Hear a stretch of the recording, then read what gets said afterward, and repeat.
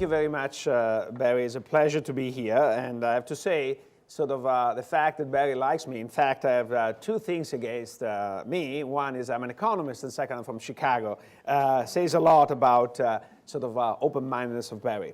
So what I want to discuss actually start from the conference that Barry mentioned. In last March, we had a conference at Chicago with the title, "Is There a Concentration Problem?" And actually what was interesting is after 3 days of intense debate, there was little doubt that concentration had gone up in the United States. I think that people prefer a different measure, but whether you look at the market share of the large four firms, you look at Herfindahl, you look at whatever measure of concentration, this seems to have trended up in a significant way in the last 20 years in the United States. So you say, conclusion? The conclusion is that some people said, sure, but who cares? Because we don't care about concentration. We care about something else, whether it's consumer welfare or whatever you want. And concentration itself is irrelevant. And actually, one of my colleagues did this example that I think is very important because it summarizes very well what is the traditional view of Chicago, and I think also what is wrong, in my view, with this traditional view of Chicago. So the argument was the following. It said, imagine you have two cities, and one city has lots of restaurants, and one city has one restaurant. And then he said, I don't really judge that one city is worse than another until I know if you are a potential consumer that, let's say, lives equidistant from the two cities. Where do you go eat? And if you go eat in the city with just one restaurant, yes, that city has a monopoly, but to some extent, say, who cares? Because by revealed preferences, the consumers prefer the monopolistic city than the competitive city, and so the monopolistic city is better. And I think that this is kind of the essence of the Chicago approach and what is wrong with the traditional Chicago approach, because at the end of the day, you don't only, first of all, you don't only consume in a city, you live in a city. So the first question that people should ask is not, where do you prefer to go eat? That's one element. But where do you prefer to go live? So suppose that you are randomly drawn to be a consumer, a producer, a worker, or whatever. Do you prefer city A or city B? And the traditional Chicago approach only look at one particular aspect of a human being, which is the consumption element, leaving everything else the same. And I think that the right approach is to look at all those aspects, so to look at the suppliers, the workers, most importantly, also, in my view, the political system. I think that the consequences of having a monopolist in town is manifold, but one part that I'm particularly concerned about is how that monopolist is going to shape the rules of the game in that town and how the town will evolve moving forward. And that's true whatever business you do. So in the book that Barry mentioned, I look, for example, at financial legislation. And one of the things that emerges is that after the major consolidation took place in the 90s and early 2000s, the type of legislation we had in finance was much more pro-large banks. And the reason is because they were the only major lobbyists in the process.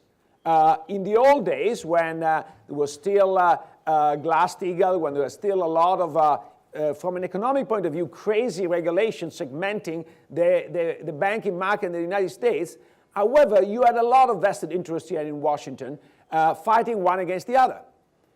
Once you have 5 or 4 large banks, you basically have one vested interest that steamroll its way through legislation in the way they want.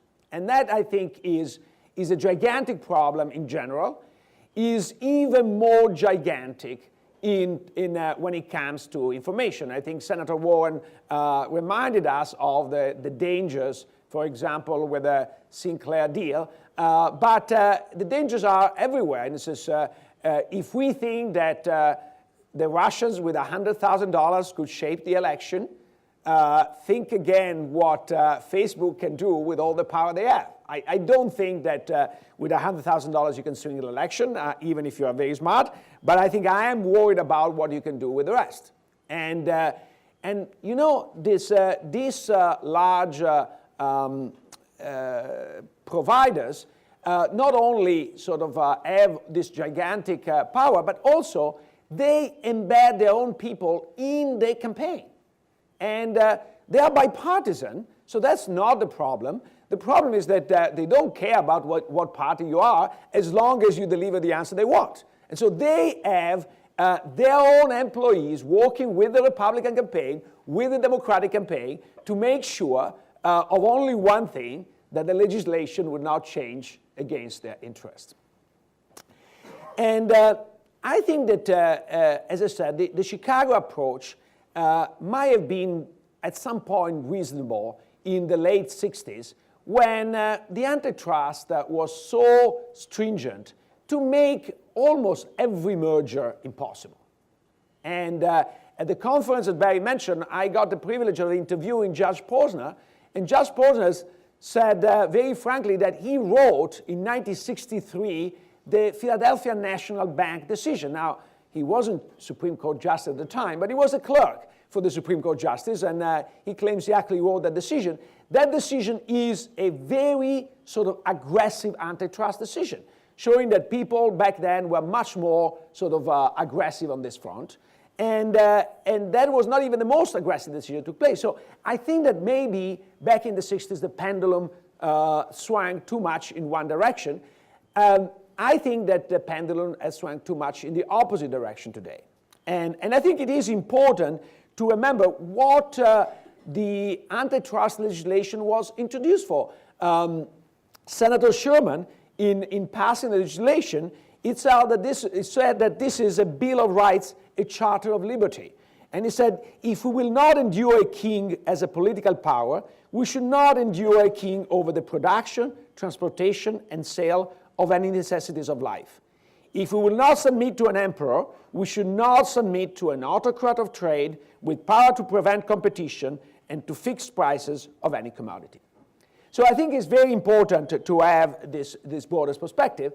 And once you have this broader perspective, then the evidence of a problem is everywhere. In a sense, I think that what we see from the empirical point of view, we've seen a decrease in the labor share of output, and Simra Barkai will talk about that in the panel. We have seen a decrease in investment. We've seen a slowdown in productivity. We've seen that many of these mergers actually reduce R&D with the detriment of society at large. And we have seen an enormous valuation of startups that are not making any money today.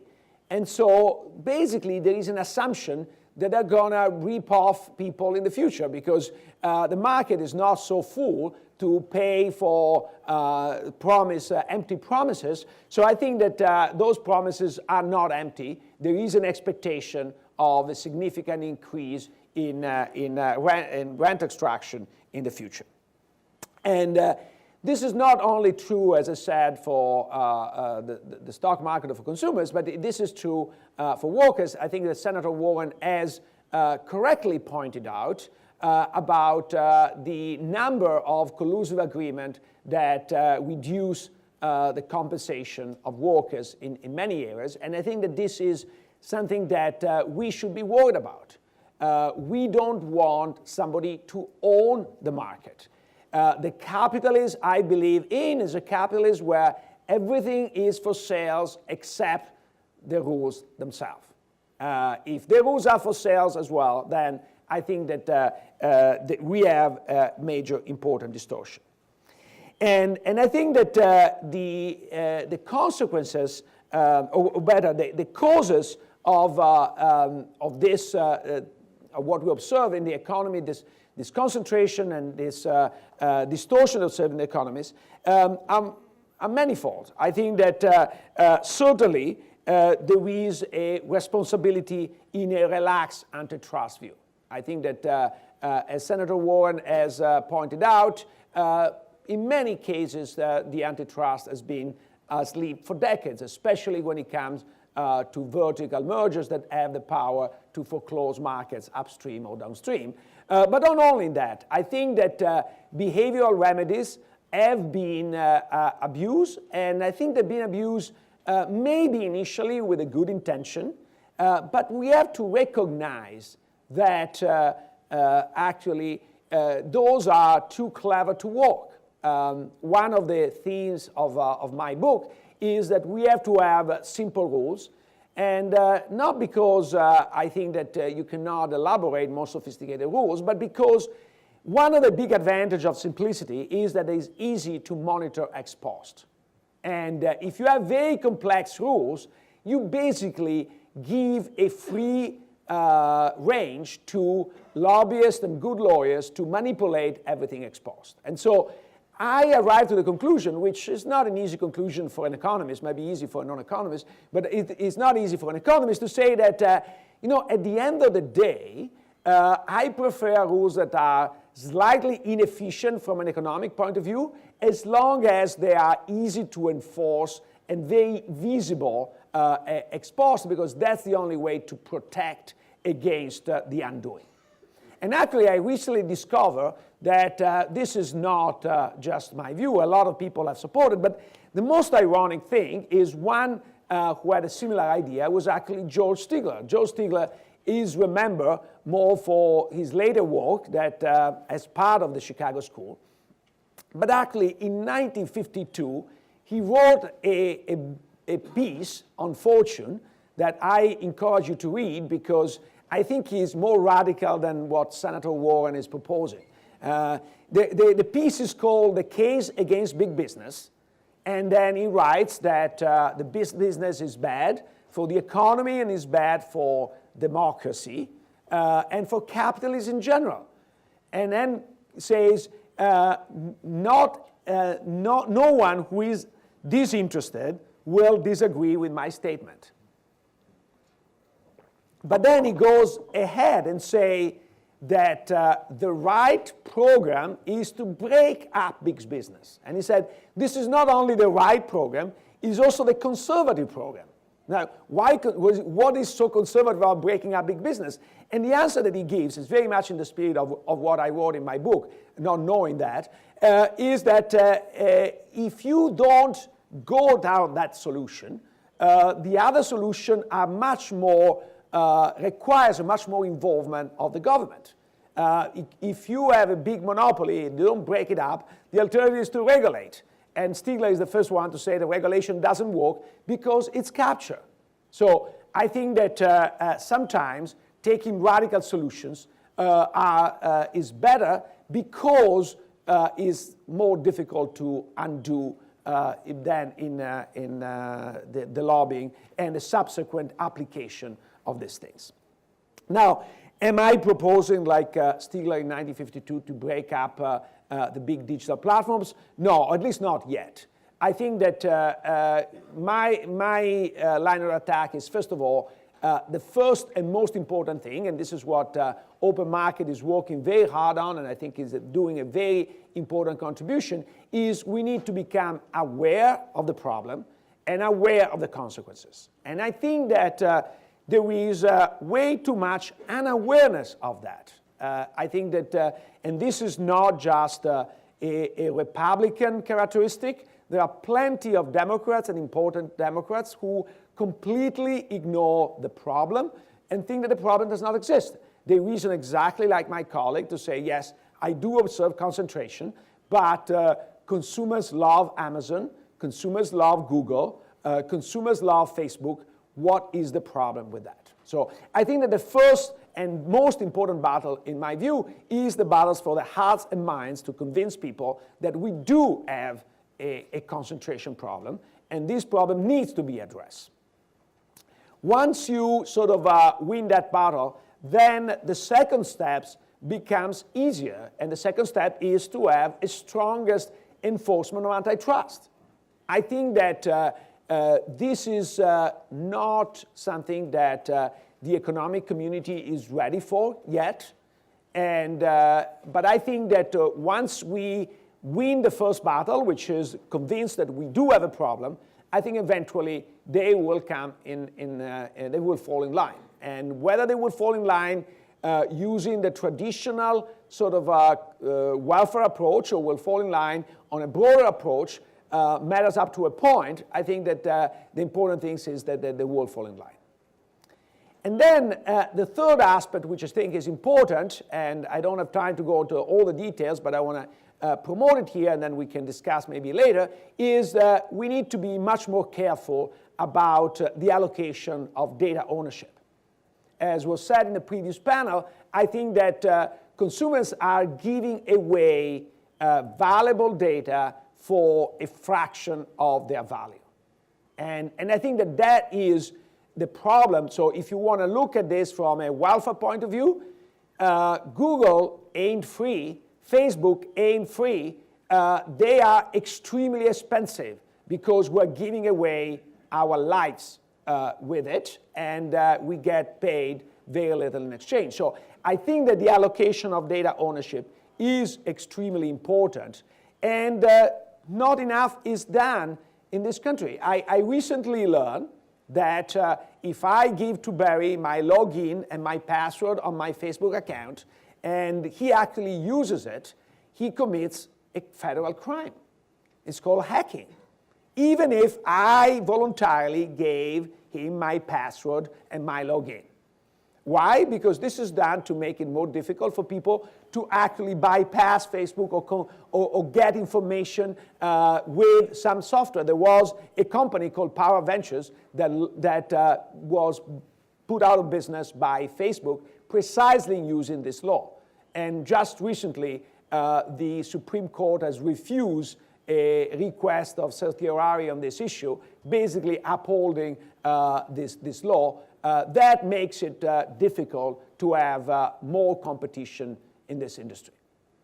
And the United States is behind Europe in this front by a huge margin. So in January 2018, so next month basically, there will be a law in the land in the European Union where not only you can transfer your bank account at the same speed as you can transfer your cell phone number, but also you can transfer all your transaction data. So if I am a client of Citigroup and I have all my transaction data with Citigroup, I can transfer it very easily at Bank of America so that Bank of America can compete with Citigroup for making me a loan with the same amount of information that Citigroup has.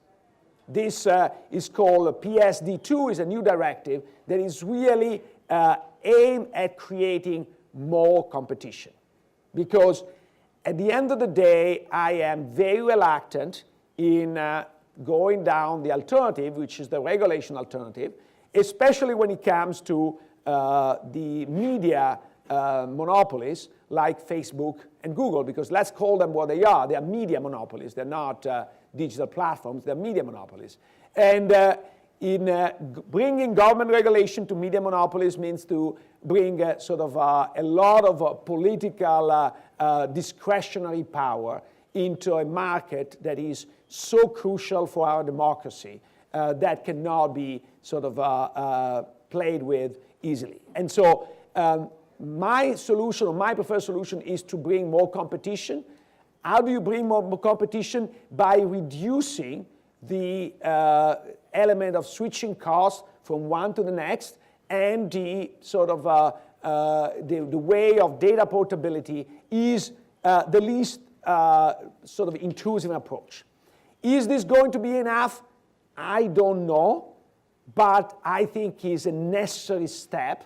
And people who are against even this step, I think, are against democracy and freedom. I cannot see any economic reason to oppose this minimalist step, And I agree this may be insufficient, but it's certainly worth trying before you go to more aggressive solution.